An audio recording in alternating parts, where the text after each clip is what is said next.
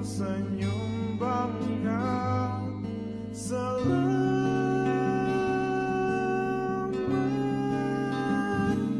hari ini ku panggil dirimu sarjana.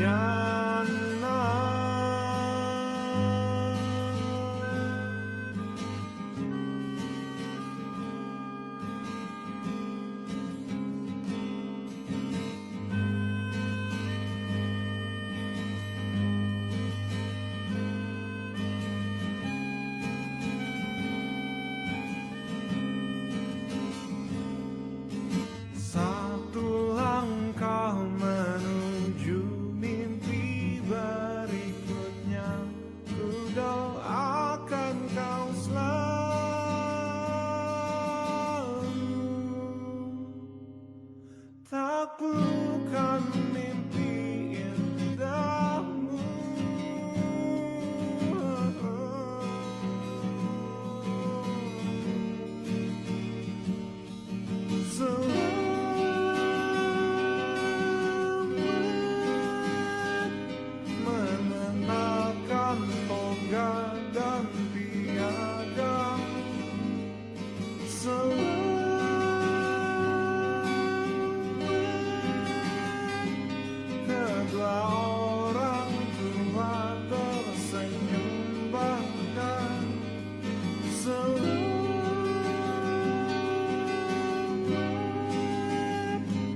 Hari ini ku panggil dirimu sarjana.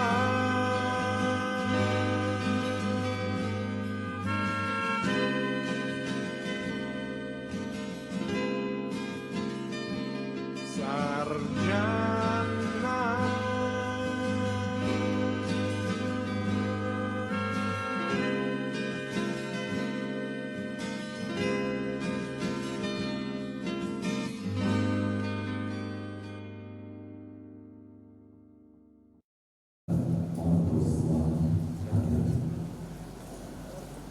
Sidang sangat terbuka, program studi pemanfaatan sumber daya perikanan dan program studi budidaya perikanan. Wisuda 9, Sekolah Tinggi Perikanan Sibolga, Sibolga 9 November 2022. Wisudawan dan wisudawati Bapak Ibu Bunda serta hadirin yang terhormat, dengan rahmat Tuhan Yang Maha Esa, pada hari ini Sabtu 19 November 2022, acara sidang sangat terbuka Sekolah Tinggi Perikanan Sibolga pada program studi pemanfaatan sumber daya perikanan dan program studi budidaya perikanan wisuda ke-9 dimulai.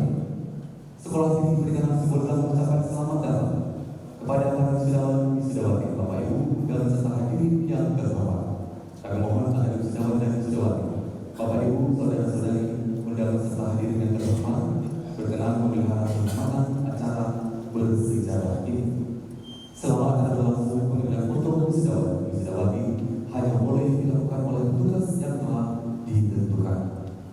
Saudara dan saudari Bapak Ibu undangan serta hadirin dimohon tetap tinggal di ruang upacara ini sampai upacara selesai dan tidak diperkenankan keluar selama acara berlangsung. Telepon genggam dan alat telekomunikasi lainnya mohon untuk dinonaktifkan. Terima kasih. Prosesi memasuki ruangan upacara. Hadirin dimohon berdiri. Abang, upacara sidang senat terbuka ke-9 Sekolah Tinggi Pendidikan Sibolga siap dilaksanakan. Dilaksanakan.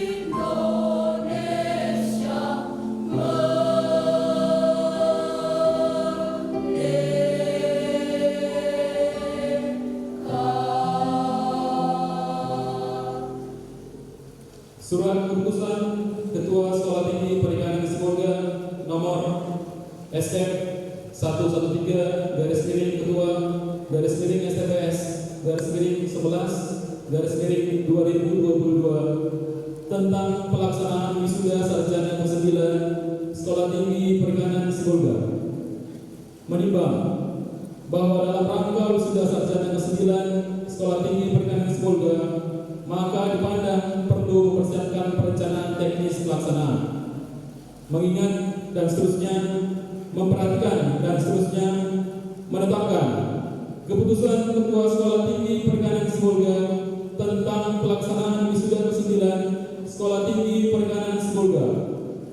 Ke-1, pelaksanaan wisuda ke-9 dilaksanakan pada tanggal 19 November 2022. Kedua, teknis pelaksanaan wisuda ke-9 dengan susunan nama-nama wisudawan wisudawati sebagaimana tercantum dalam lampiran yang merupakan bagian yang tak terpisahkan dari keputusan kedua ini. Ketiga, keputusan ini mulai berlaku sejak tanggal ditetapkan dan apabila di kemudian hari ternyata terdapat kekeliruan akan ditinjau dan diadakan perbaikan sebagaimana mestinya. Ditetapkan di Sibolga pada tanggal 4 November 2022, Sekolah Tinggi Perikanan Sibolga, Ketua Dr. Insinyur Lampias Daud MP ditandatangani. Sidang senat terbuka.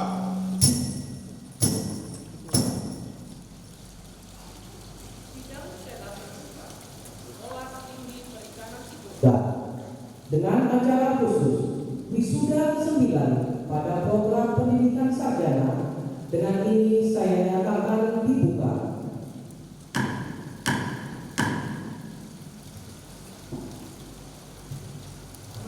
Menyanyikan Mars Sekolah Tinggi Perikanan Sibolga oleh Paduan Suara Sekolah Tinggi Perikanan Sibolga.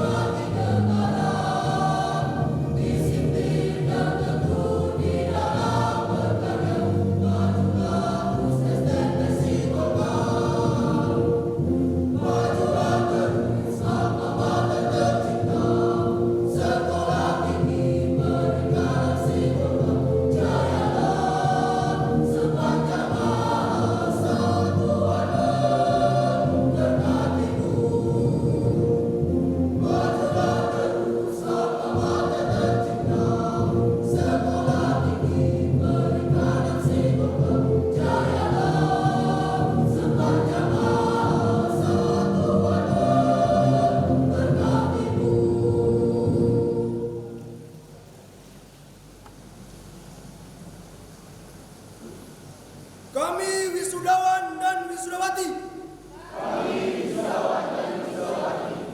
Sekolah Tinggi Perikanan Sibolga. Berjanji. Satu. Bertakwa kepada Tuhan Yang Maha Esa. Setia dan taat kepada Pancasila. Dan Undang-Undang Dasar 1945.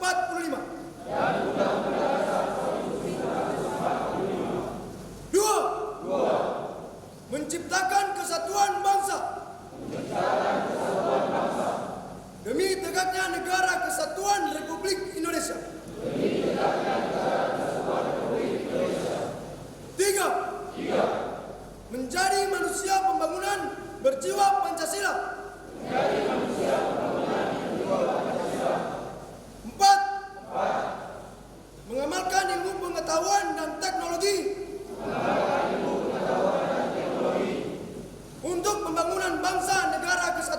Republik Indonesia dan kesejahteraan umat manusia. 5. Menjunjung tinggi kehormatan dan nama baik alma mater Sekolah Tinggi Perikanan Sibolga.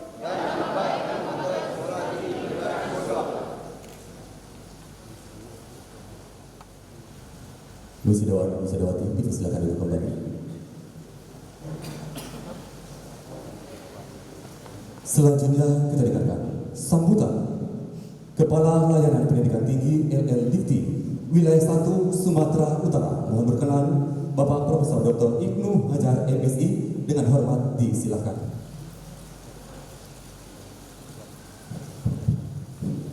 Bismillahirrahmanirrahim. Assalamualaikum warahmatullahi wabarakatuh.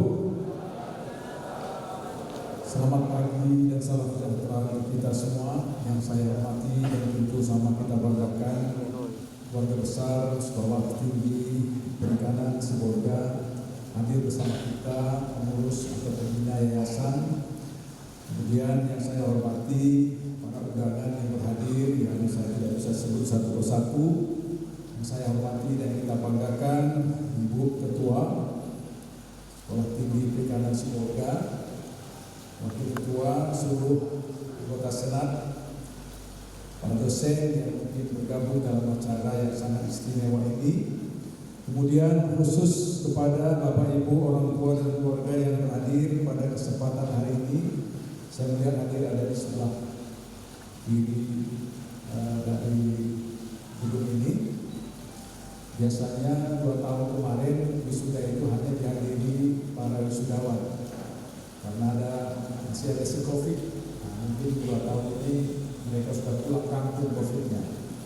Jadi mudah-mudahan jangan balik lagi dia ya Bapak Ibu ya, sehingga kita bisa bergabung bersama dalam acara wisuda ini. Kemudian khusus kepada adik-adik anak-anak kami yang mengikuti upacara wisuda pada pagi hari ini. Sebelum saya melanjutkan, saya ingin menyampaikan pantun dulu. Kalau diperkenankan, anak bangsawan menanam selasih, selasih ditanam di pagi hari. Saya ingin menyampaikan ucapan terima kasih Pak Yayasan dan Ibu Ketua mengundang saya di acara wisuda ini. Dari tepuk tangan dulu ya. Buat pantun itu baru ada di situ saya buat. Jadi bukan mudah buat pantun ini ternyata ya. Jadi Bapak Ibu tepuk tangan aja pun nggak mau. Kemudian tentu untuk Bapak dan Ibu semuanya, kalau pergi ke kota Stabat jangan lupa membeli tomat.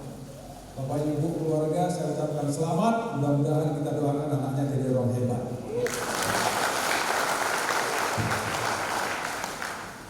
Dan Bapak sana pun tidak mau. Padahal sudah saya ikut mendoakan anaknya jadi orang hebat. Kemudian khusus untuk adik-adik kami, anak-anak kami, saya kasih satu pantun juga. Anak muda jalan berempat ke tepi telaga. Adik-adik anak-anak kami, hari ini kalian tamat. Saya doakan kalian segera dapat kerja. Misalnya kami di sini tidak ada yang aminkan. Saya doakan kalian segera dapat kerja. Mantap. Hadirin yang berbahagia, yang pertama tentu saya secara pribadi dan tentu sebagai kepala LL-Dikti. Bapak Ibu, LL-Dikti itu dulu namanya Propertis, koordinator perguruan tinggi swasta. Sekarang namanya Lembaga Layanan Pendidikan Tinggi. Lembaga Layanan Pendidikan Tinggi itu membawakan, mengelola, memimpin. Ada sekarang 204 kampus swasta di Sumatera Utara.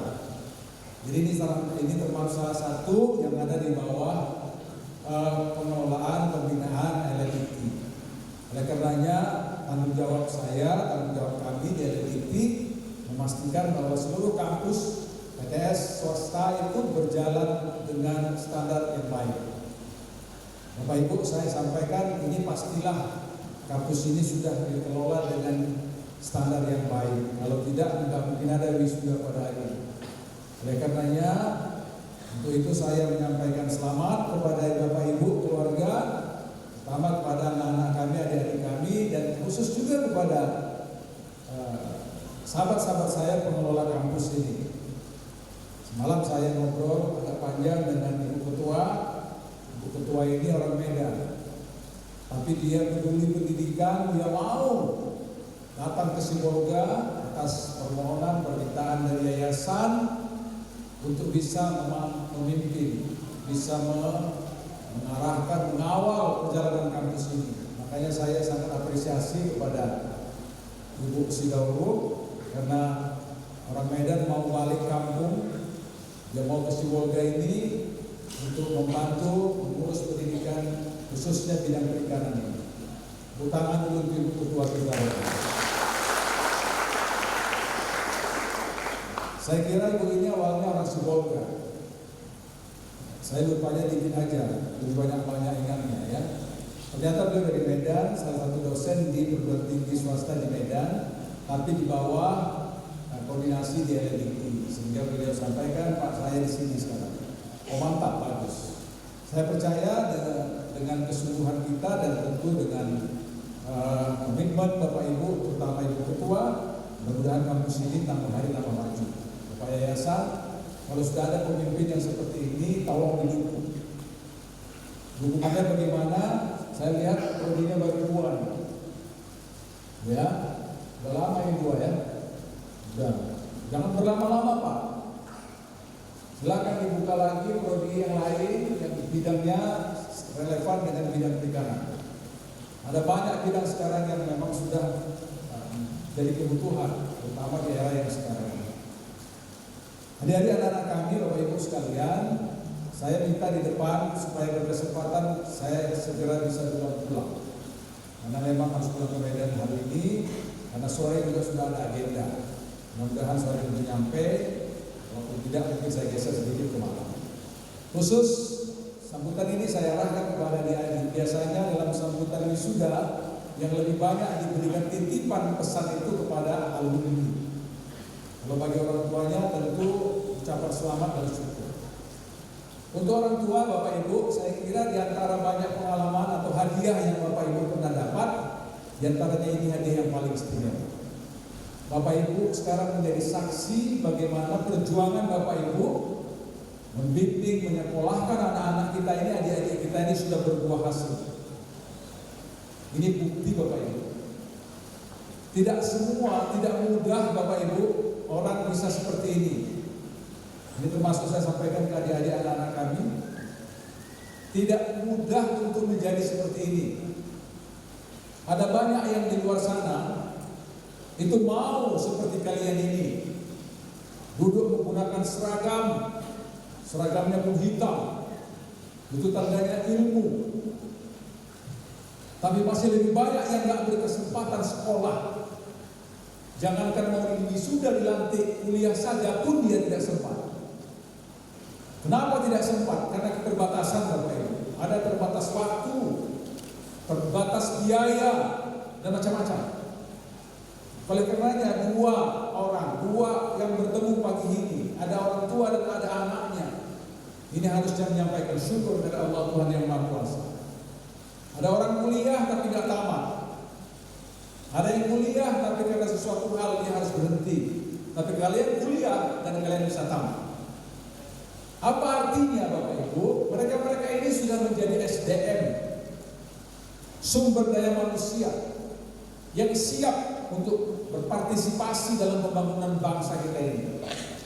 Terutama pembangunan wilayah kita pantai barat ini. Tapanuli Tengah, Kota Sibolga, dan seluruh jajarannya sepanjang pantai barat. Inilah orang-orang yang siap mestinya mendorong pertumbuhan dan kemajuan daerah lewat bidang kelautan, perikanan. Kalau saya tanya adik-adik ini, mestinya mereka lebih tahu dari saya. Ada berapa luas laut Indonesia? Bukan lagi ratusan ribuan kilometer, Pak, juta kilometer totalnya, mulai dari Sabang sampai Merauke. Kalau terbang kita dari Aceh ke Papua, itu sama terbangnya dengan waktu penerbangan dari Malaysia ke Jerman, atau sampai di daerah pertengahan dulu. 8 jam Pak. Kalau kita dari sini Aceh misalnya terbang ke Papua sana, itu 7 sampai 8 jam.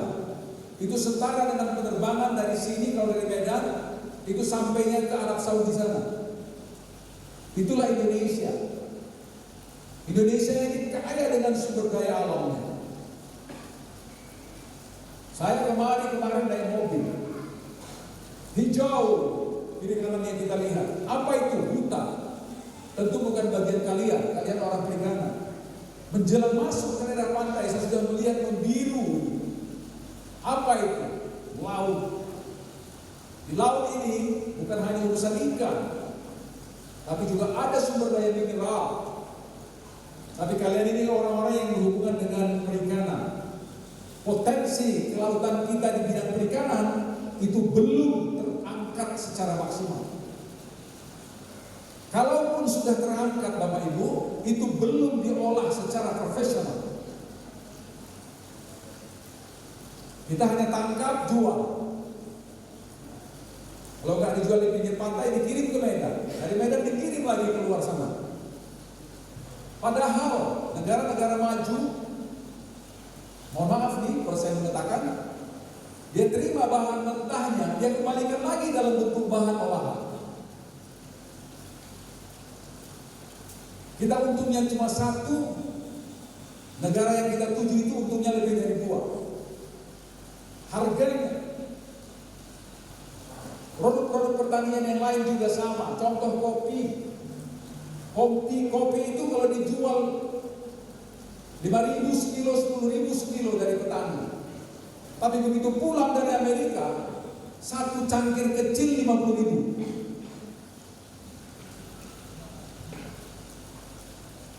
Itu cangkirnya cuma segini. Itu persoalan pengolahan, pasca produksi. Di situ persoalan teknologi. Nah kalian mestinya sudah menguasai minimal untuk tingkat dasar bidang teknologi dalam hal kelautan, dalam hal sumber daya perairan, sumber daya perikanan.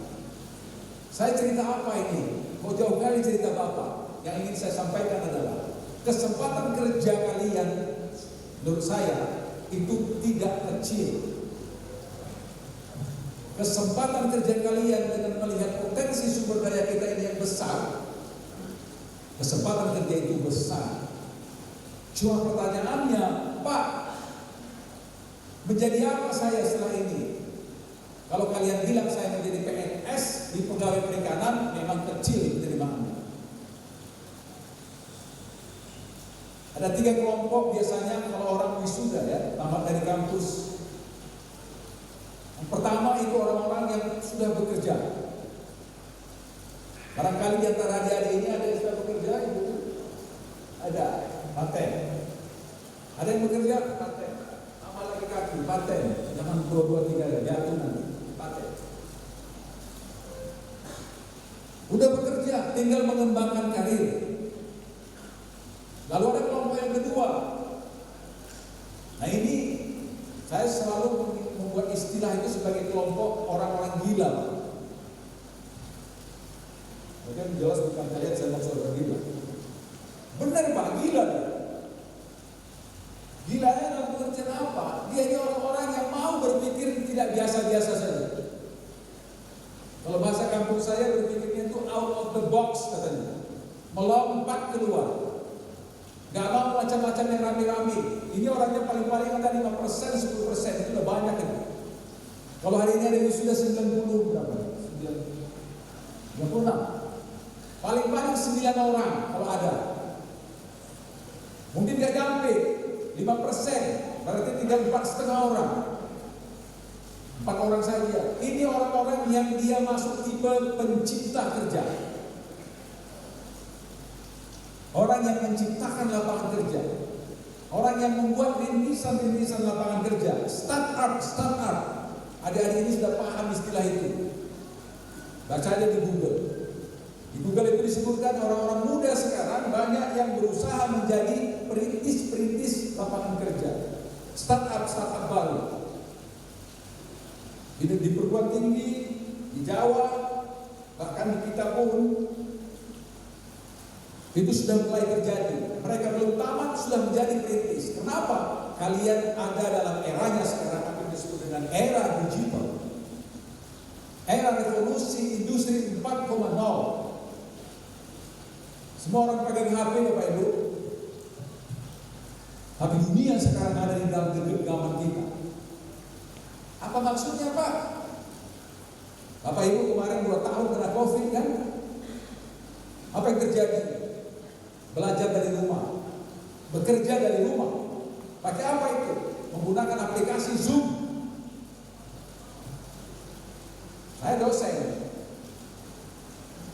Putri saya dosen. Kami asik rebutan lagi di rumah, gantian kuliah. Jadi kalau maafnya katanya bajunya rapi di atas, ternyata di bawah pakai kain. Itulah kuliah masa yang sekarang digital itu. Gak pernah lagi tatap muka selama 2 tahun karena ada COVID. Tapi jalan. Saya punya anak, kepanakan. Baru mau wisuda dia berangkat pergi ke kampusnya di Jogja. Praktis 2 tahun cuma ditinggal di kampung saja dia. Saya ejek dia, kamu mahasiswa tapi di kampung, mahasiswa kampungan bisa bilang. Tapi karena begitu keadaannya sama saja.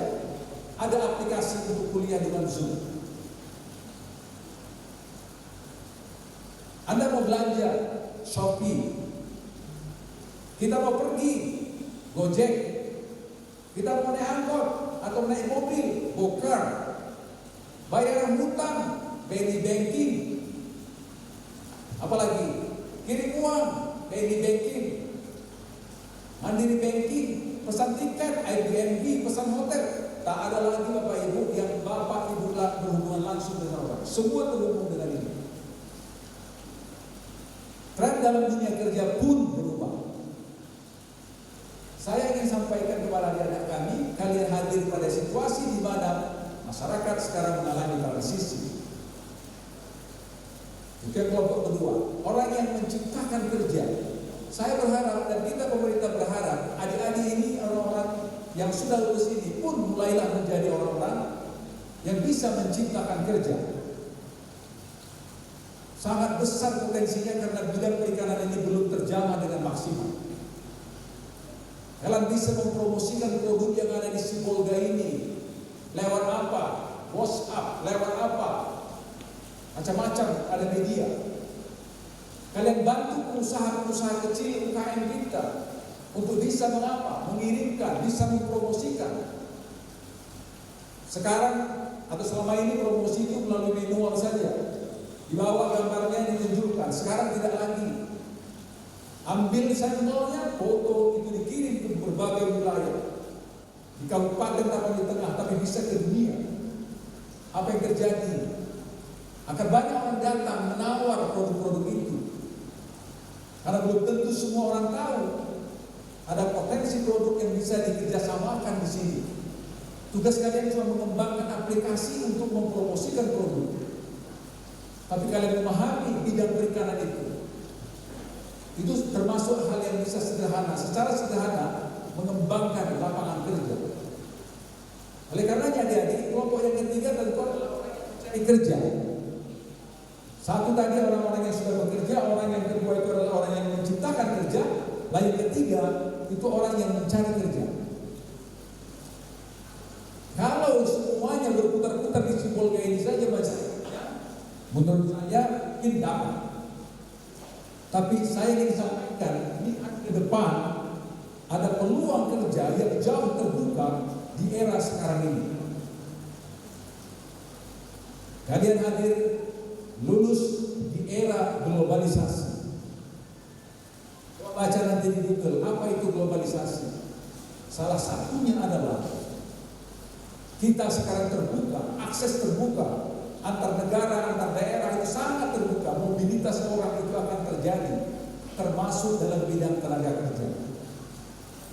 Saya ingin katakan, jangan nanti satu ketika yang tenaga perikanan kita di Sibolga ini justru datang dari negara-negara ASEAN, negara-negara Vietnam, Thailand, itu punya kawasan-kawasan laut yang juga potensial. Mereka mempersiapkan SDM-nya untuk menjadi bidang-bidang tenaga-tenaga di bidang kelautan dan perikanan. Globalisasi itu memberikan kesempatan kalian pun sebetulnya boleh bisa masuk ke negara-negara lain yang punya potensi perikanan yang sama. Artinya apa? Lihat peluang untuk tidak hanya berkesempatan kerja di daerah kita, tidak hanya di Sumatera Utara, Indonesia, tapi juga itu berpeluang untuk di luar kita Indonesia. Ada contoh yang terjadi di satu prodi, Bapak Ibu, kebetulan ini contoh di bidang teknik dan kesehatan. Di bidang kesehatan sudah banyak alumni-alumni kesehatan itu yang bekerja di luar. Negara-negara Korea, Jepang, Timur Tengah, Eropa itu memerlukan mereka. Bidang perikanan juga, negara-negara yang Jepang, Korea, Timur Tengah yang punya potensi kelautan itu memerlukan kalian. Begitu mereka bekerja di luar, tentu penghasilannya jauh berbeda dengan di sini. Tidak ada gaji yang mereka terima begitu terima kontrak di sana itu di bawah 15 juta, di bawah 20 juta.